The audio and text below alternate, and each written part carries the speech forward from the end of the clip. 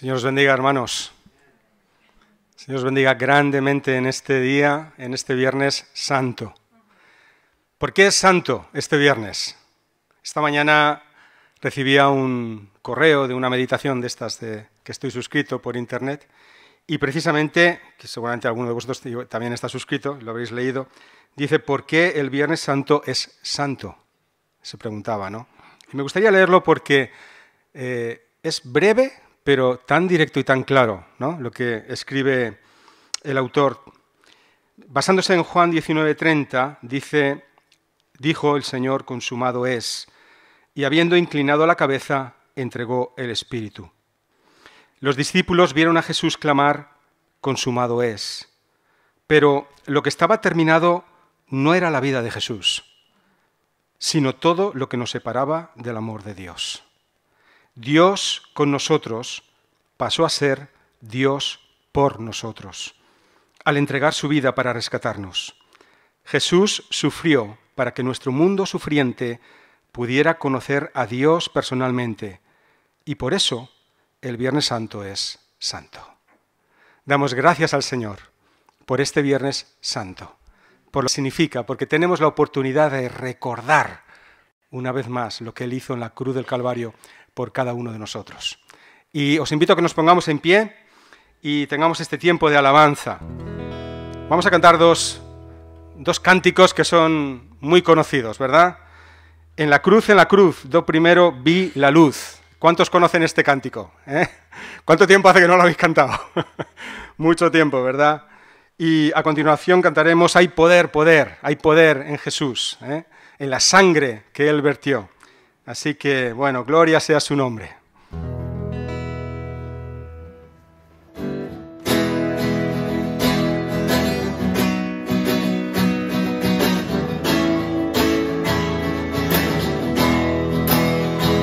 En la cruz, lo primero vi la luz, y las manchas de mi alma yo la ve.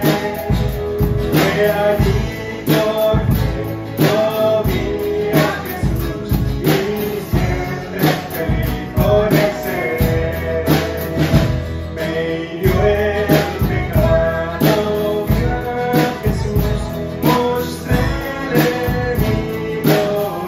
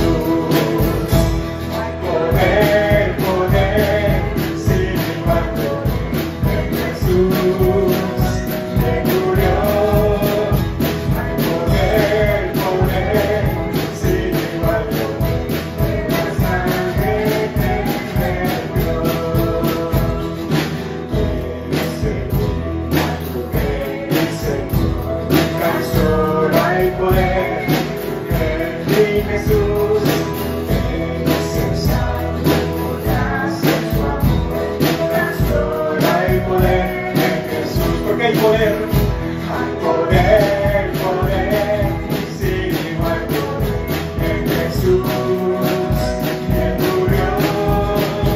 Hay poder, poder, sin igual en la sangre que me dio. Hay poder, poder, poder, sin igual en Jesús que murió.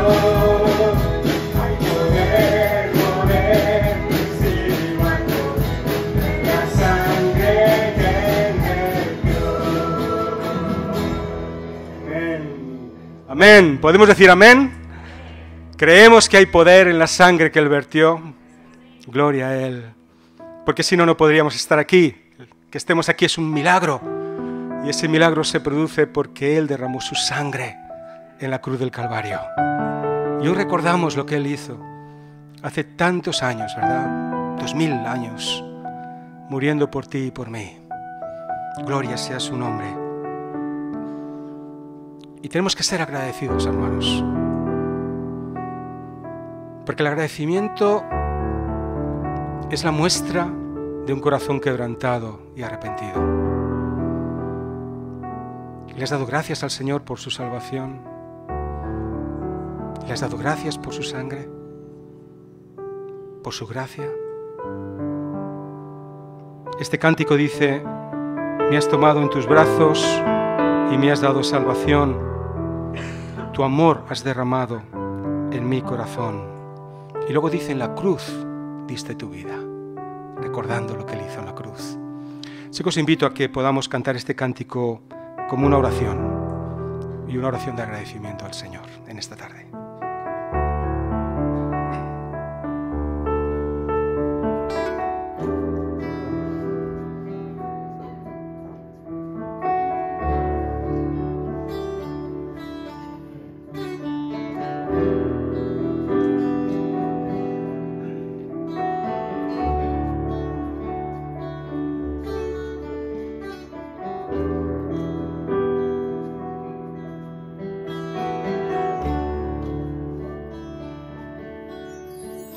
Me has tomado en tus brazos y me has dado salvación.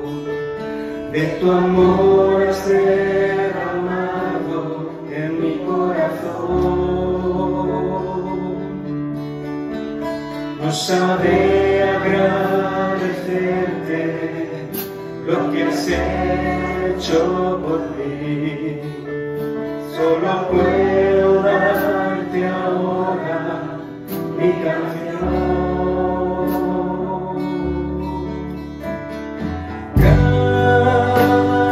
Gracias, gracias Señor. Gracias mi Señor Jesús. Te damos gracias, muchas gracias Señor.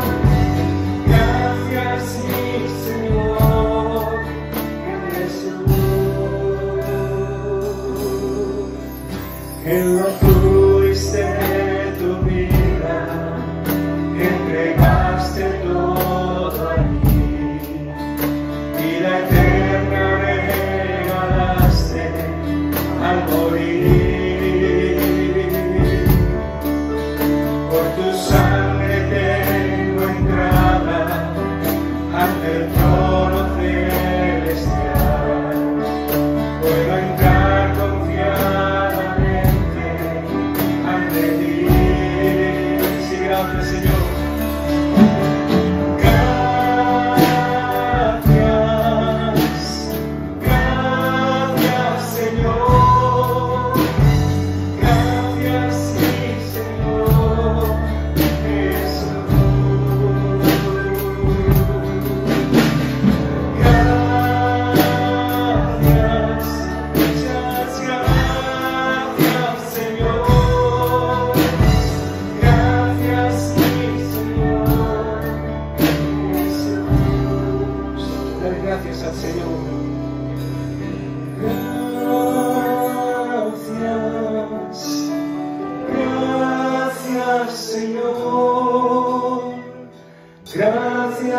mi Señor Jesús.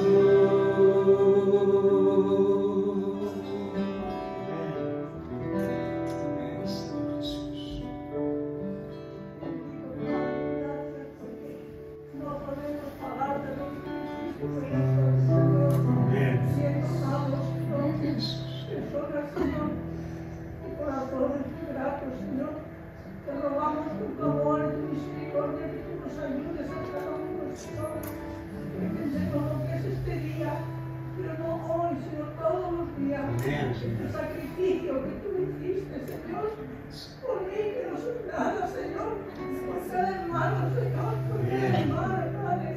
Gracias te damos, Señor, y te rogamos que estás atento a nuestras súplicas, Padre.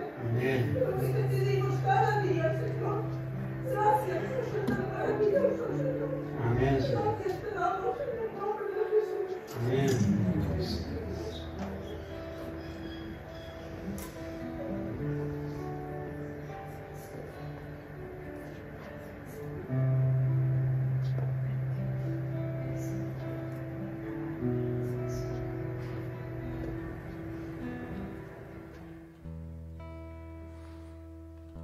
Estar en los brazos del Señor es tan personal, es tan íntimo, ¿verdad?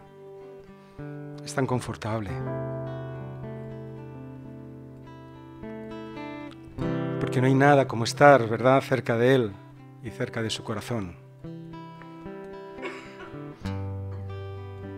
Este cántico dice: cerca de ti, Señor, yo quiero estar. No quiero estar en ningún otro sitio. Solo quiero estar cerca de ti, Señor.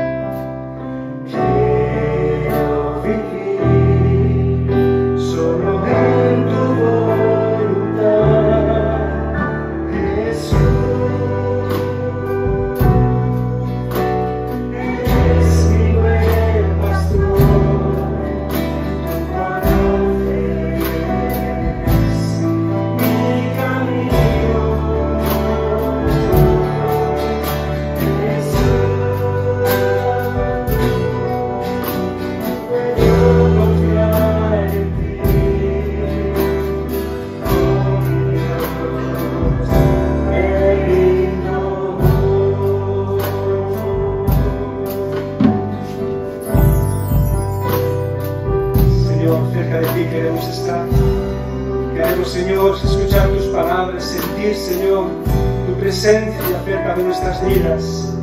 Señor, como tú tratas con cada uno de nosotros, como tocas, Señor, nuestras llagas, como, Señor, sanas nuestros corazones.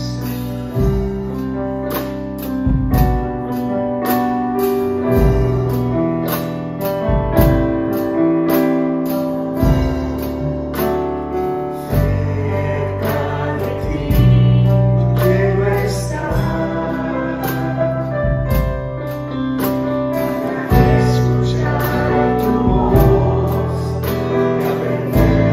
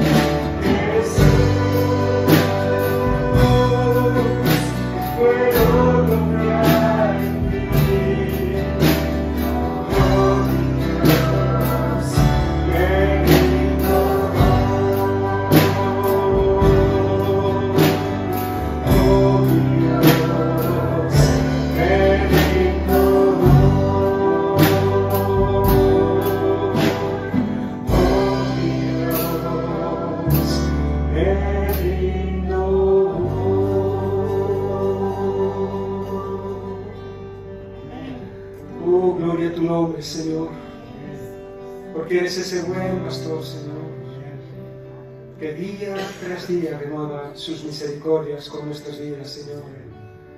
Que nos guías, Señor, por ese sendero recto, aun cuando nos empeñamos por andar por caminos, Señor, escabrosos. Señor, gracias porque eres el buen pastor que venda, Señor, nuestras heridas, que sana, Señor, que cura nuestras llagas.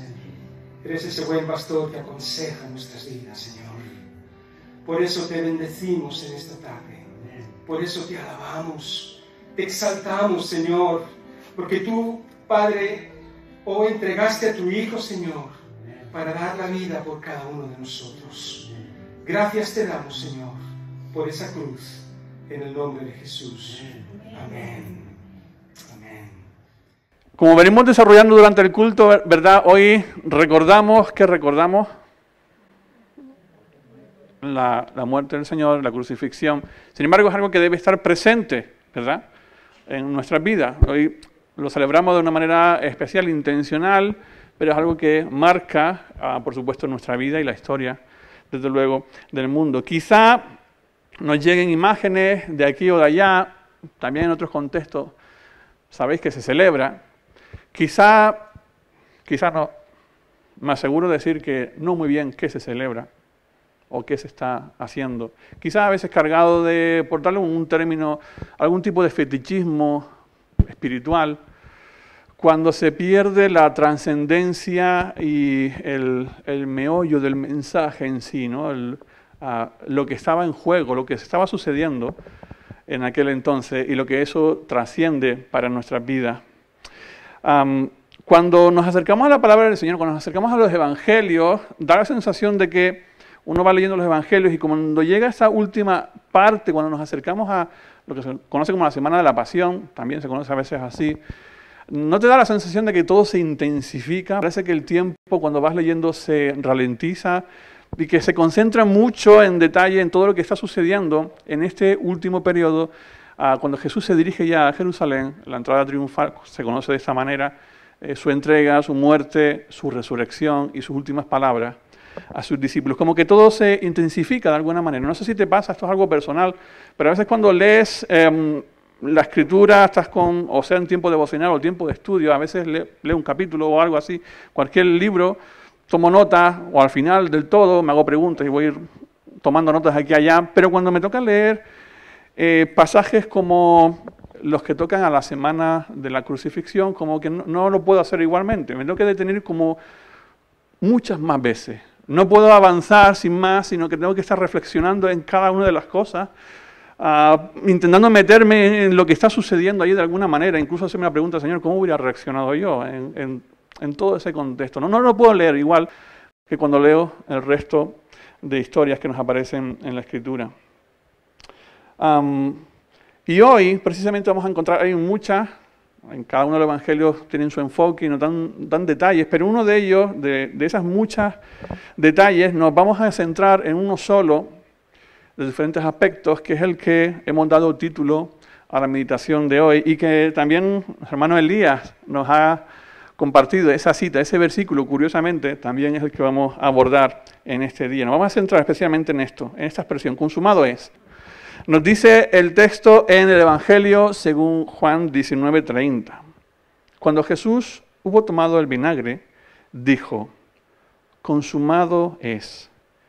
Y habiendo inclinado la cabeza, entregó el Espíritu. Señor, te damos gracias por tu palabra, te damos gracias por tu revelación en ella.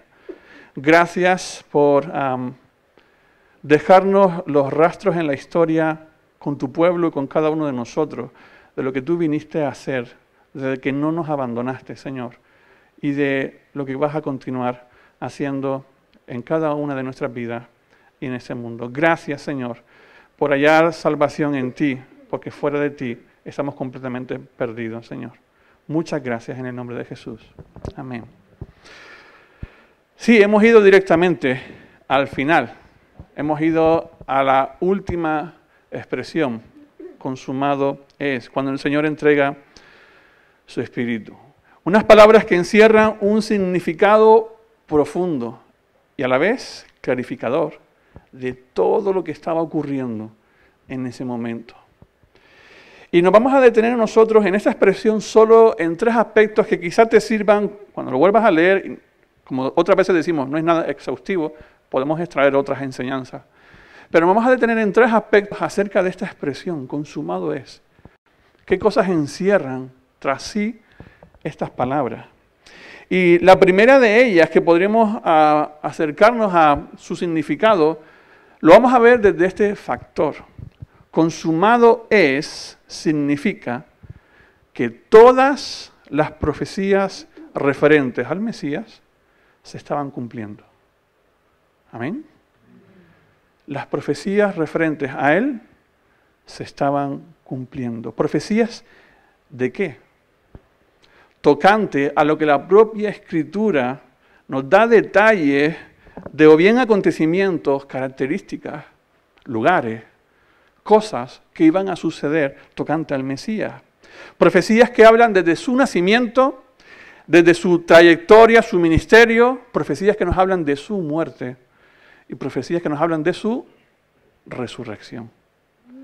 Cuando Jesús dice consumado, está diciendo se ha cumplido todo lo que estaba dicho acerca de mí. Se está cumpliendo la palabra del Señor.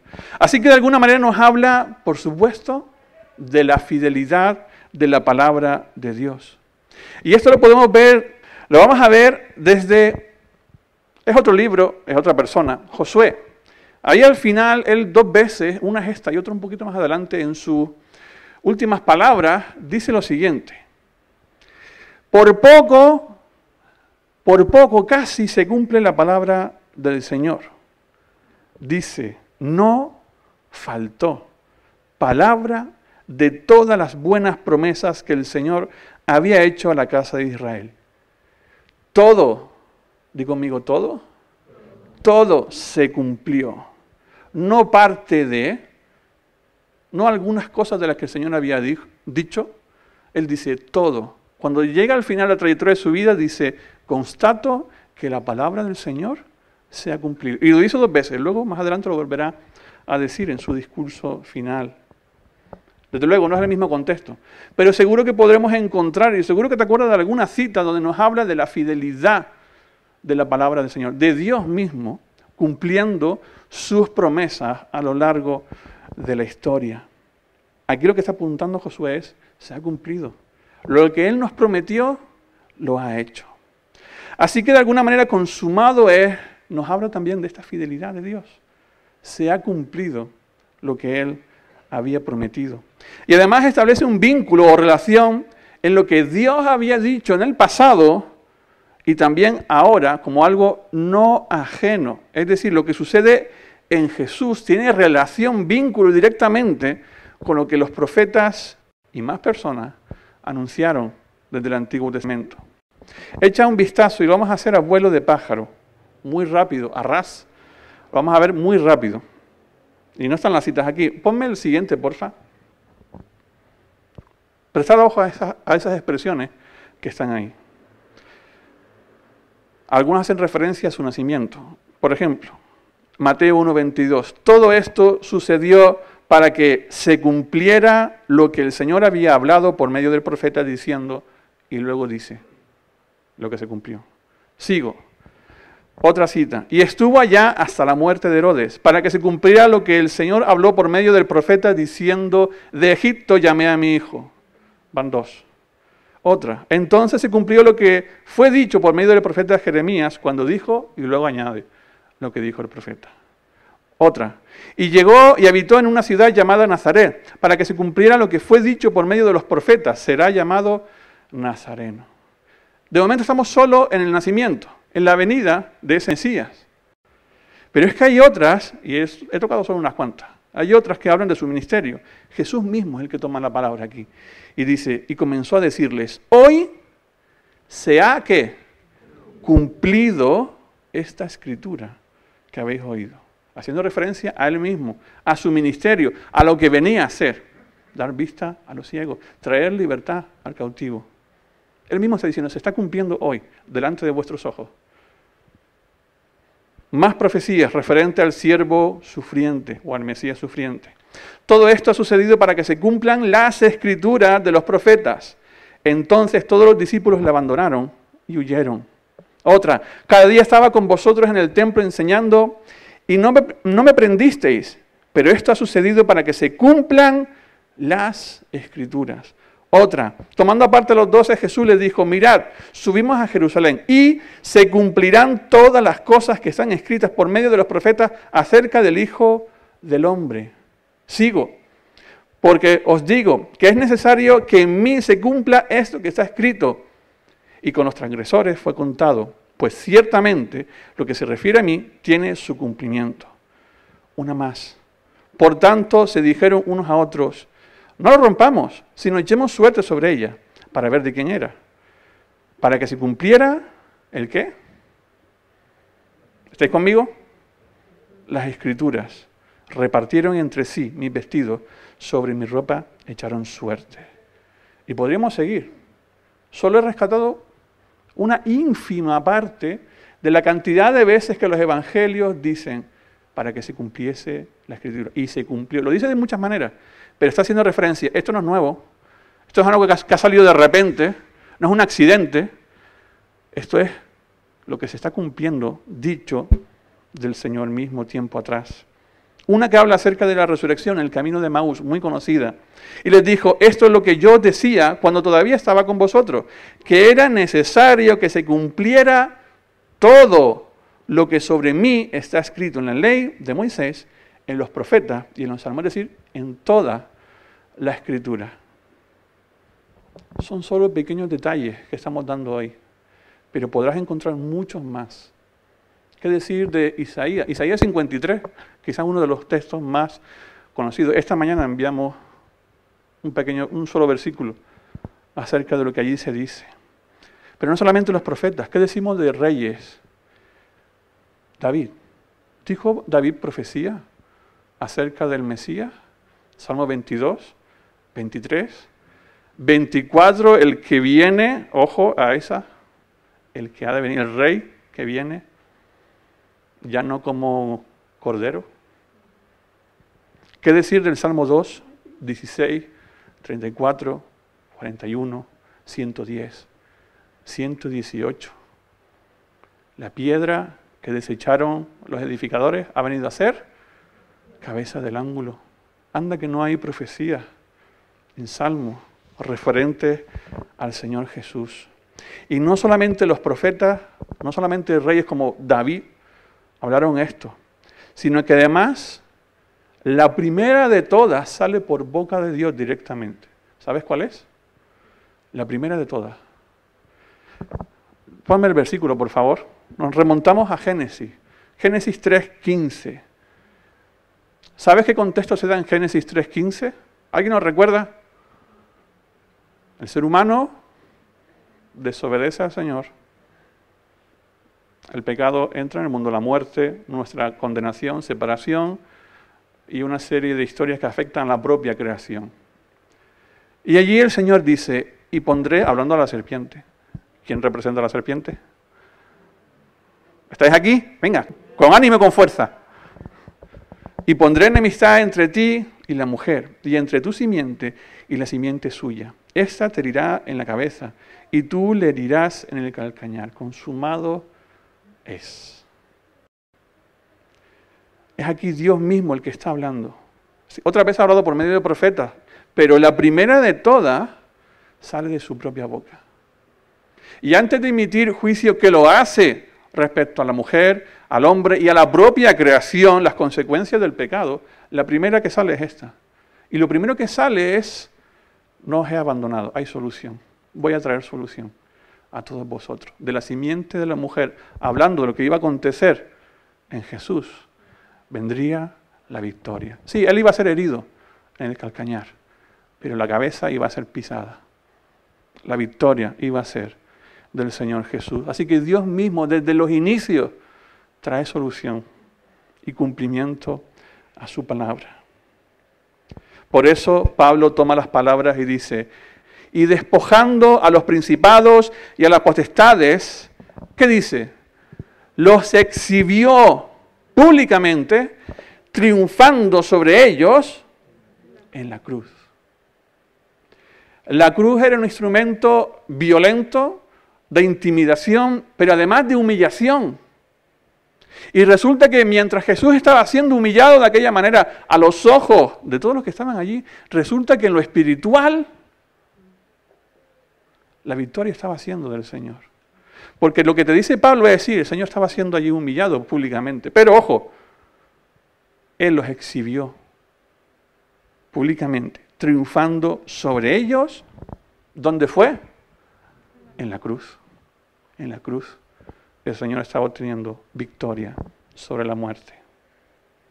Mientras ellos no sabían lo que estaba sucediendo, precisamente se estaba cumpliendo la palabra del Señor. Delante de sus ojos se estaba cumpliendo. No podían decir que no lo sabían.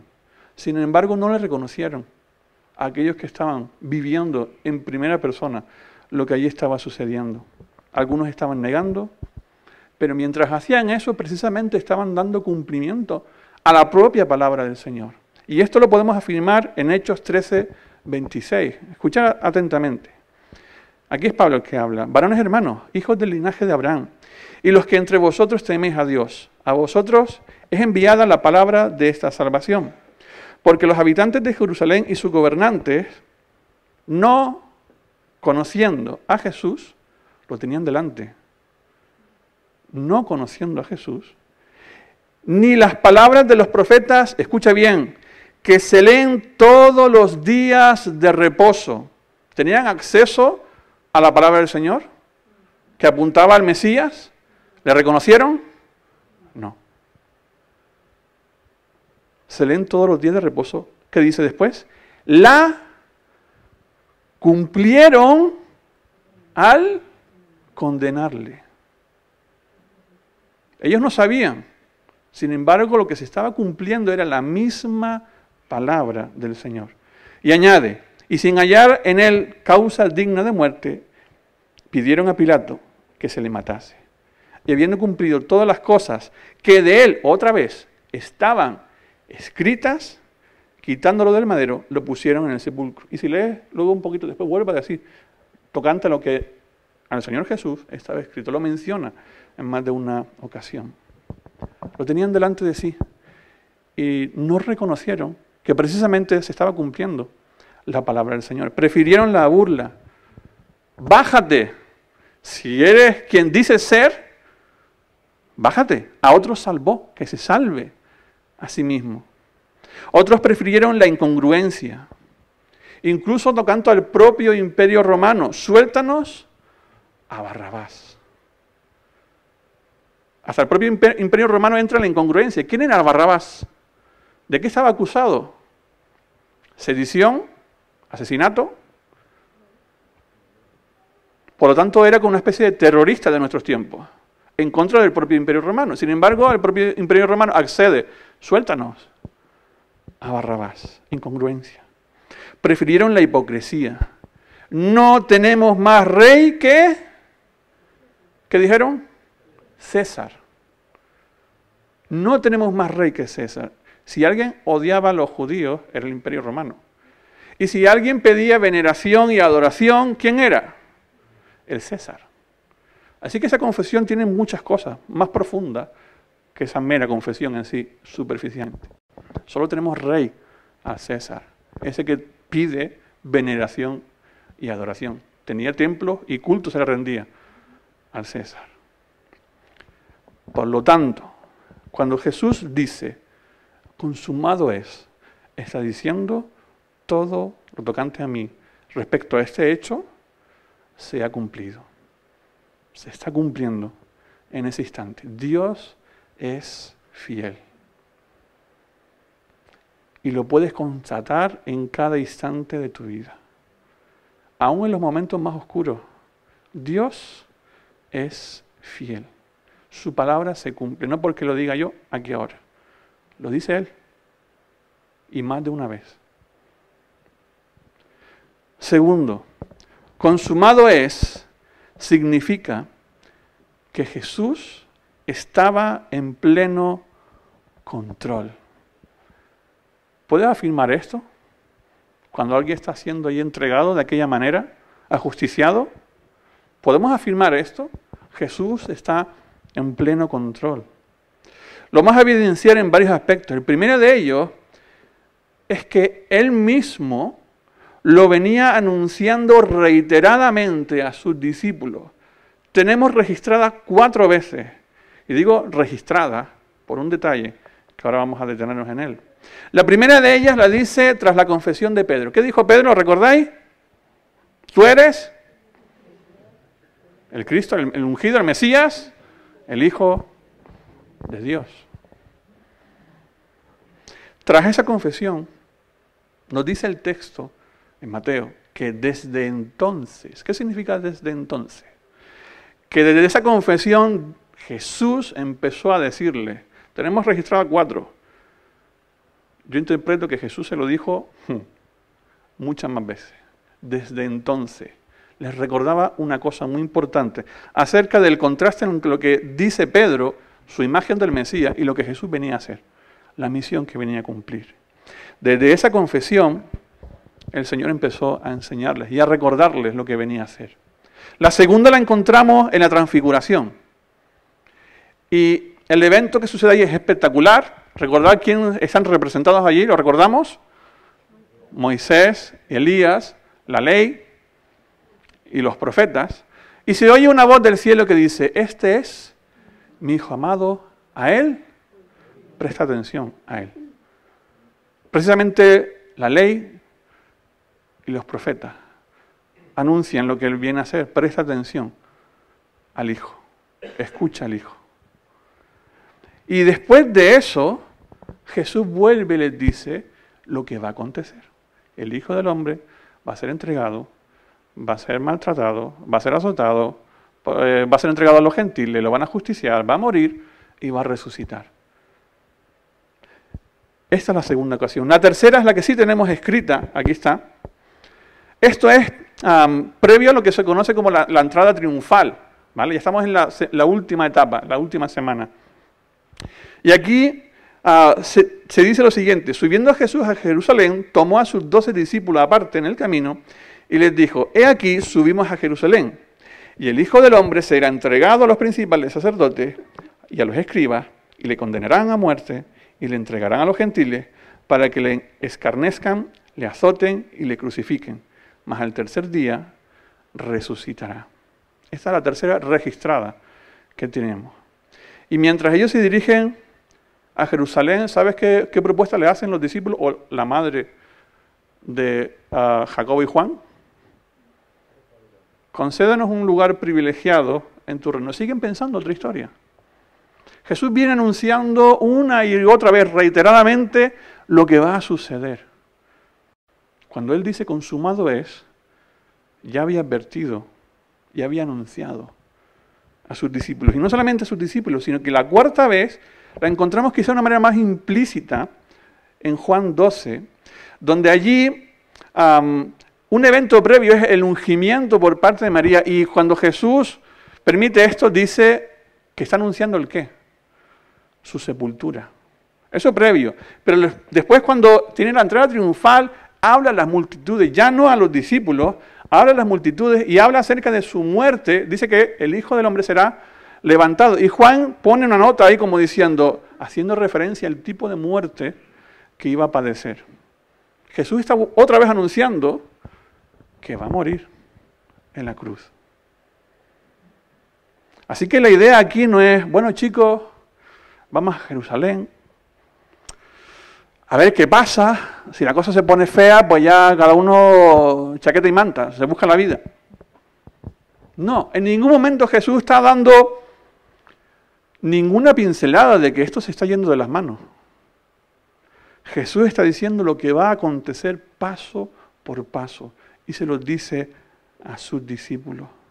Por tanto, consumado es. Él conocía lo que iba a acontecer. Además, la segunda evidencia de su control, al decir esta expresión, consumado es, está en sus propias reacciones y palabras en medio de la propia situación que se vive. Vamos a leer en Juan 19:9, Y dice, y entró otra vez en el pretorio y dijo a Jesús, este es Pilato hablando, ¿de dónde eres tú? Mas Jesús no le dio respuesta. Entonces le dijo Pilato, ¿a mí no me hablas? ¿No sabes que tenga autoridad para crucificarte y que tenga autoridad para soltarte? Respondió Jesús, ninguna autoridad tendrías contra mí si no te fuese dada de arriba. Por tanto, el que a ti me ha entregado, mayor pecado tiene. Aquí el contexto está donde Pilato está negociando con los judíos, tratando de congraciarse con todo, políticamente correcto. Y el texto es llamativo porque nos dice que como que reiteradamente también intentó evitar aquella circunstancia. Y una de las veces que vuelven a entrar, después de que aquellos están pidiendo que lo liquiden, crucifícale, él vuelve a entrar y vuelve a tener una conversación con Jesús, ya la última en el Evangelio de Juan. Y en medio de todo ello se nota la tensión del ambiente. Él le pregunta al Señor, ¿de dónde eres? Pregunta que ya Jesús le había contestado en el capítulo 18. Mi reino no es de este mundo, le dice. Pero vuelve a decirle, ante el silencio, la cosa se tensiona, ante el silencio de Jesús. Y aquí es donde Pilato hace alarde de su autoridad. Básicamente le dice, mira, bájate un poquito, porque yo tengo el control para hacer contigo lo que yo quiera. Estoy parafraseando, pero está diciendo, aquí la autoridad soy yo. Y si yo quiero te puedo liquidar ahora mismo. Así que no te pongas, bájate un poco. Pilato estaba molesto. Y lo que él siente tras sí es que tiene el respaldo del Imperio Romano para hacer lo que le venga en gana. Tu vida está en mis manos. Básicamente le está diciendo eso. Y así como Jesús no responde a lo primero, no tarda nada en corregir lo segundo. Y en resumen le dice, fácil, el control no lo tienes tú. El control no lo tienes tú. Si tienes autoridad, es porque desde arriba se te ha permitido tener autoridad. Y esto entra en el ámbito de Pilato, pero entra en cualquier ámbito de tu vida y mi vida. En cualquiera. Si eres responsable de algún área, Señor te lo ha permitido. No es para hacer de tu área un chiringuito y mi reino. Eres responsable de la autoridad que el Señor te ha puesto en tu casa, en tu trabajo. No apuntemos solo a los gobiernos. La autoridad nos viene de arriba. Pero aquí Pilato no es consciente de esto y Jesús se lo recuerda. Ninguna autoridad tiene, si no te es delegada, te viene desde arriba. Jesús no entró en negociación con él. No le dijo, bueno, venga, vamos a llegar a un acuerdo. Sí, porfa, suéltame. No, ni corto ni perezoso, no tienes autoridad. Tú no tienes el control de esta situación. Y el mundo cree estar en control. La autoridad que nos rodea cree estar en control. Y tú y yo debemos recordar las palabras de Jesús. Toda autoridad es delegada. Toda autoridad es delegada. No es Pilato, no es César, no es Faraón, no es Nabucodonosor, no es Darío, ni es Ciro. Toda autoridad es delegada por el Señor. Es más, el Señor llama a alguno de estos mi siervo, Nabucodonosor, mi ungido, a Darío o Ciro. Instrumentos en sus manos, para que Él cumpla su voluntad. Toda autoridad viene de Dios. Hoy día para ti, para mí, la ONU no es la autoridad. La OTAN no es la autoridad. La OMS no es la autoridad. Porque toda autoridad viene dada por el Señor. Y si no tenemos esto claro, estaremos confiando en las cosas de este mundo. Cuando tenemos que estar mirando a aquel del cual viene la autoridad. Amén. Tercero, se evidencia en su control, en su entrega.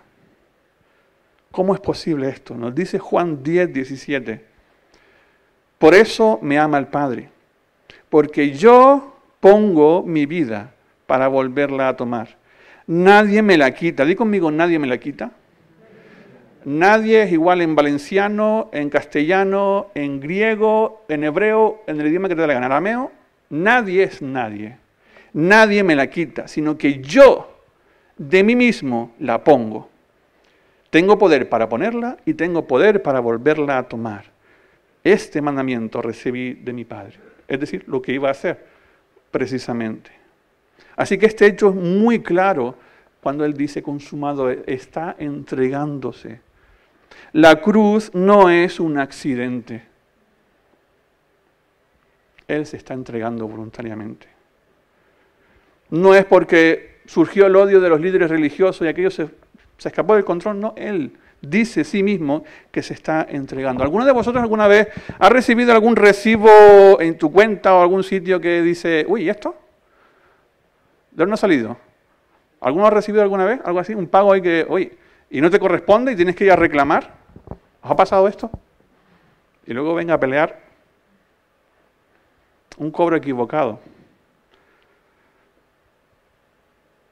La situación con Jesús no es un cobro equivocado. Él no está diciendo, uy, esto yo no estaba en mis planes. Esto no está diciendo, yo pongo, yo pago, yo pongo mi vida, yo la entrego. Por eso dice rotundamente nadie.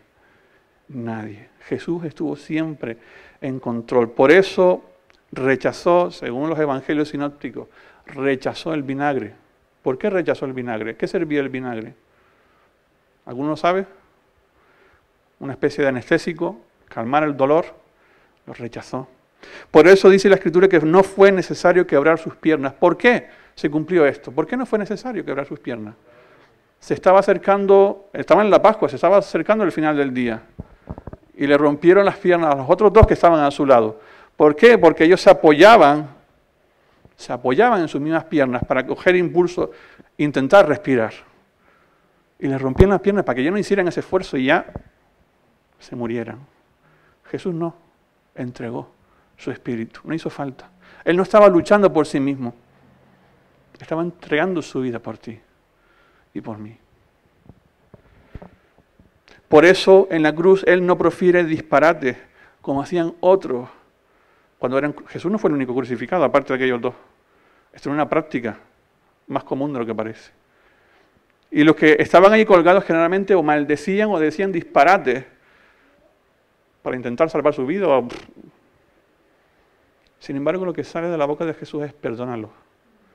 No saben lo que hacen. Por eso da promesa, de cierto te digo, que hoy estarás conmigo en el paraíso. Por eso atiende a su madre, aún en medio de su sufrimiento. En definitiva, le dice a Juan, hazte cargo de ella. Y desde ese día, la madre de Jesús comenzó a morar en casa de Juan. ¿Quién hace eso? Si no tiene control absoluto de lo que está sucediendo ahí. Jesús no estaba luchando, se estaba entregando. Por ti y por mí. Tercero, y con esto concluimos. Consumado es, significa que el pago ha sido realizado. El pago ha sido realizado. Cuando Jesús pronuncia estas palabras, no es meramente como una especie de mero suspiro de un moribundo derrotado y sin esperanza. Cuando Jesús dice consumado es plenamente consciente, convencido de lo que allí se está cumpliendo. El pago, la deuda, está siendo saldada por Él. La expresión es conocida para los judíos de aquel entonces, tetelestai, de donde viene esta palabra, consumado es. Y la idea es, cuando algo es acabado, completado, se usaba sobre todo cuando había construcciones. Es cuando, quizá hoy día podría traducirse como cuando te dan un certificado o una validación de terminación de obra, por decirlo así, algo así, ¿no? Como la obra ha sido acabada, ya no hay más nada que hacer, se acabó la obra. Una construcción en sí, física. Pero también el término tenía su implicación en deudas, en pago, donde alguien con su propio puño y letra firmaba la deuda que contraía con alguien y dependía, ya estaba dependiendo de aquel al cual la deuda había sido contraída. Eso es lo que significa el término. Sin embargo, en Jesús se da la paradoja de que los dos términos, el término con su significado, mejor dicho, se da plenamente. Jesús saldó y Jesús culminó la obra, las dos cosas. Pablo lo menciona así, Colosenses 2:13. Y a vosotros, estando muertos en pecados y en la incircuncisión de vuestra carne, os dio vida juntamente con él, perdonándoos todos los pecados, anulando el acta de los decretos que había contra nosotros, que nos era contraria, quitándola de en medio y clavándola en la cruz. ¿Cómo describe Pablo y la Escritura nuestra condición sin Cristo? Muertos, muertos, separados de Dios. Bancarrota total, nada podíamos hacer. Pero dice que Dios nos dio vida juntamente con Cristo, identificados en Él. Y además nos dice que nos perdonó el 75% de los pecados. Todos los pecados. Lo que yo hice, lo que haré hoy y lo que haré mañana. Si no tengo esta convicción, consumado es, no tiene sentido para mi vida. ¿Me explico? Dice todos los pecados. Los perdonó. Su sacrificio fue perfecto, completo. Es más, Hebreo nos apunta como sombra y figura de lo que iba a venir, referente al Señor Jesús. Aquello que necesitaba repetirse una y otra vez, en Cristo fue una vez y para siempre. El Señor se proveyó de cordero, vaya que sí. ¿Conocéis la expresión Jehová o Yahvé, Jireh? ¿Qué significa? Dios proveerá, el Señor proveerá. Generalmente la usamos para cosas físicas. Mi trabajo, yo qué sé, cualquier cosa. Sin embargo, cuando se pronuncia esa palabra, se pronuncia en el contexto donde el Señor se proveyó de cordero ante el holocausto que se iba a cometer con Isaac en el monte Moría. Cosa que en el Calvario, mucho tiempo después, Dios se proveyó de cordero. De algo que no podíamos pagar ninguno de nosotros. El Señor proveyó. Yahvé, Jireh. Su obra no quedó inconclusa, sino que la acabó por completo. Las religiones hoy se empeñan en dejar su obra inconclusa, e intentar pagar y hacer para obtener algún tipo de favor de Dios. Ese consumado es no tiene sentido para aquellos que actúan así. Consumado es todo pagado por completo. No tengo que hacer nada más. Por eso Pablo usa esta imagen, la imagen del acta que iba en contra nuestra. Y las palabras que él usa de ella, dice anulando, por una parte, quitándola de en medio y clavándola en la cruz. Jesús dijo, yo pago. La deuda que era impagable para nosotros, Él la pagó por completo. Así que no tenemos ningún tipo de derecho a dudar de ese consumado es. ¿Y cómo dudamos de ese consumado es? Cuando dudamos del perdón. Es que el Señor no me puede perdonar esto. Entonces, ¿el consumado es qué es? ¿Qué significa el consumado es? ¿Es insuficiente su obra? El Señor perdona, restaura tu vida. Por eso te ha reconciliado, dice la Escritura, consigo mismo, con Dios. Y si estás en Él, eres nueva criatura, nueva creación. Hermanos, concluimos con estas tres afirmaciones. Consumado es, su palabra se estaba cumpliendo y se seguirá cumpliendo. Consumado es, Jesús estaba en pleno control. Allí no hay ningún accidente. Él sabía lo que iba a acontecer y se entregó. Consumado es, el pago, la deuda, ha sido saldada por Él. No hay nada que podamos hacer nosotros para obtener favor. Si hacemos eso, consumado es, no tiene sentido. Jesús murió para que tú vivas. Jesús se hizo pobre para que tú fueses rico. Jesús sufrió las heridas para que tú fueras sanado. Jesús fue roto para que tú fueras restaurado. Su obra es completa en tu vida y en mi vida. Y hoy lo que podemos hacer todos juntos es que darle gracias al Señor. Solo agradecerle. Señor, gracias por lo que tú has hecho. Oramos. Gracias, Señor. Nos faltan palabras, Jesús.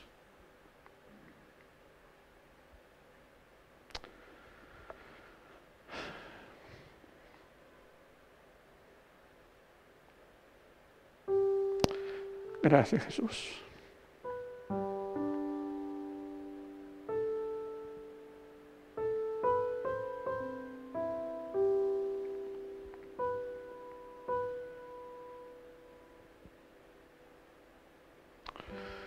Gracias, Señor.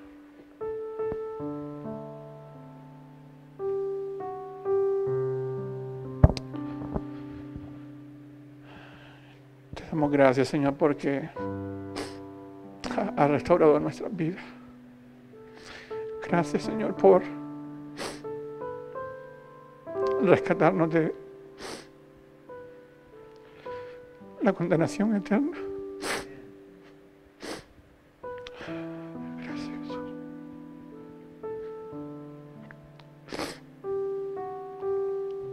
Gracias porque podemos tener relación contigo, Señor.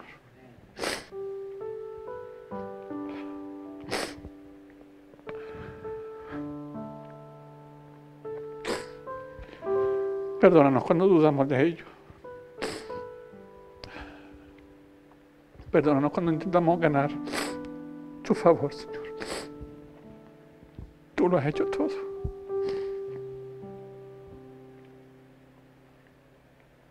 Solo queremos vivir unas vidas que te honren, te agraden a ti, porque entendemos que tu voluntad nos conviene, Señor. Y así como cumpliste también tu palabra, tenemos la certeza de que completarás tu obra. Tu palabra se sigue cumpliendo, Señor. Lo hiciste en el pasado y lo volverás a hacer. Ayúdanos a no estar despistados como hicieron aquellos en el pasado cuando no reconocieron que tú estabas ahí, que todas las promesas se estaban cumpliendo delante de sus ojos. Ayúdanos a ser conscientes de que tu palabra se está cumpliendo hoy también. Y no andar despistados con otras cosas, sino centrarnos en ti, en lo que tú vas a hacer. Úsanos a nosotros también para ser agentes de tu voluntad, Señor. Úsanos. En tus manos estamos, Jesús. Muchas gracias. Gracias, Señor, por tu muerte y tu resurrección también.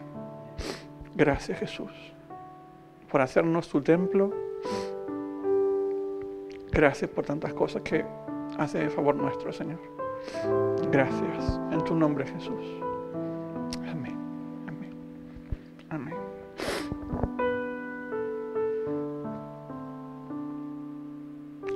Hoy no hay.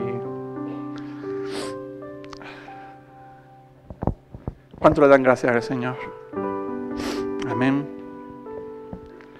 Dile al que está a tu lado, el Señor lo ha hecho todo por ti y por mí.